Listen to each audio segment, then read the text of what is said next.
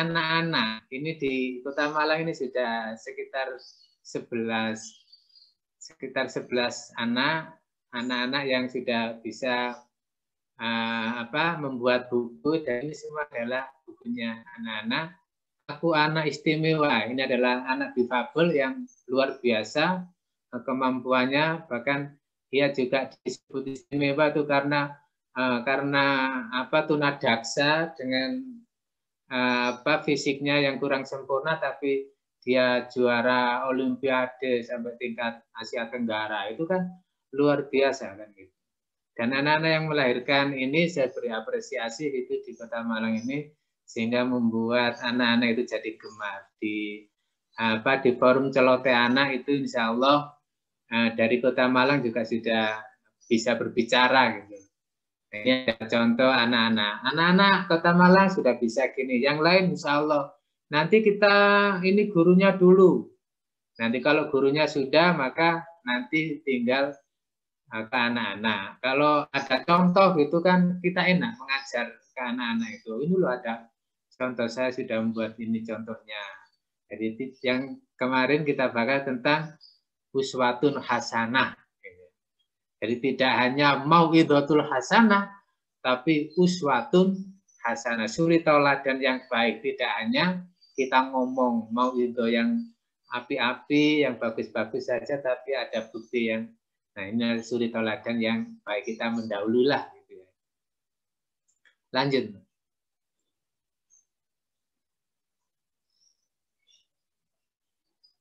Membuat judul buku dengan mengambil statement tokoh. Nah ini saya mengambil kemarin itu Bu Dr. Aziza itu yang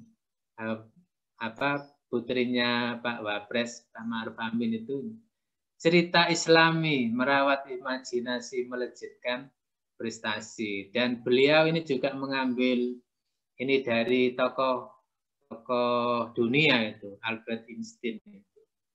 Luar biasa kan kemarin, ternyata imajinasi itu melampaui dari ilmu pengetahuan. Jadi keunggulan imajinasi itu melampaui dari ilmu pengetahuan itu sendiri, karena imajinasi itu ruang geraknya luas, bebas, berkreasi, tetapi ilmu pengetahuan hanya sebatas pada ilmu yang telah ditemukan itu. Nah, imajinasi itu ada di dalam cerpen kita, ada dalam novel kita, ada dalam series kita. Karena itu galilah imajinasi kita dengan merangkai kata, karena itu tidak akan habis. Ide kita itu tidak akan habis. Sepanjang kita bisa bernapas itu, ide itu pasti ada. Dan semua orang punya ide. Tinggal kita ini mau nggak menuangkan dalam tulisan. Begitu, lanjut. Yang ke-10, buat judul singkat, padat, dan jelas. Nah, ini yang saya tampilkan, ini cover ideal saya yang ya bagaimana ya, ini masih dalam ini belum menjadi buku gitu, tapi masih dalam dalam cita-cita saya ingin menulis tentang ini, meminang bidadari. Dan ini kalau isinya bagus, pasti orang itu melihat itu ingin membaca buku ini. Dari segala macam usia, itu kalau sudah pubertas gitu ya, orang itu pasti melihatnya, kalau novel itu kan konotasinya pada yang begitu-begitu itu. Nah, kalau ini kan series. Jadi kalau series semacam ini, maka tentu di dalamnya adalah bagaimana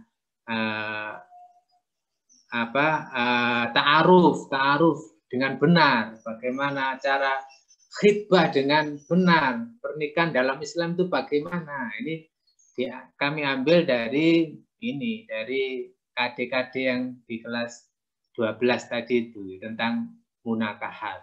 Insya Allah ini jika kalangan SMP, SMA, insya Allah masih masih senang dengan buku-buku seperti ini. Lanjut. Buat judul yang dekat dalam keseharian, ya peristiwa-peristiwa di sekeliling kita, ini kita angkat. Kalau kita punya pengalaman pribadi, itu jauh lebih bagus. Karena pengalaman kita sendiri itu tinggal kita mau menggerakkan tangan kita apa enggak. Kan di dalam memori kita sudah punya. Jadi kalau memori kita sudah punya, maka tinggal menuangkan dalam tulisan. Nah, perkara nanti tulisannya baik apa enggak, jangan menghiraukan itu dulu. Tapi tuangkan ide itu semua terus mengalir dalam tulisan itu. Pengalaman saya menulis awalnya ya begitu itu. Gimana ya cara menulis? Memulainya ini dari mana ya? Nah itu, saya tidak membuat judul dulu memang. Saya membuatnya ya dari ini.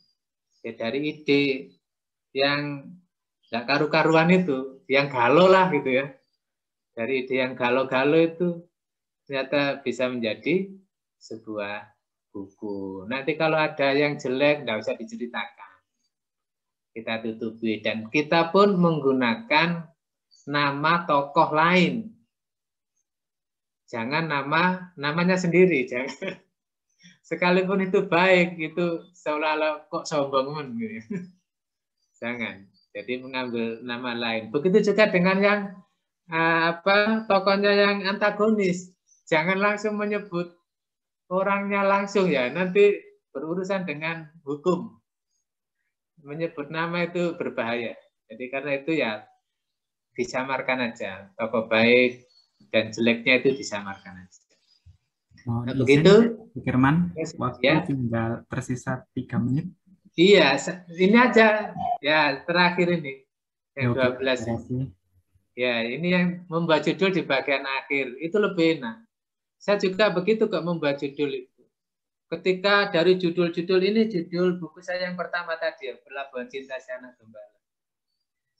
Ya, sekalipun kita punya bayangan, apa ya judulnya yang kita tulis ya, nggak apa-apa, kita tuangkan itu judul ini.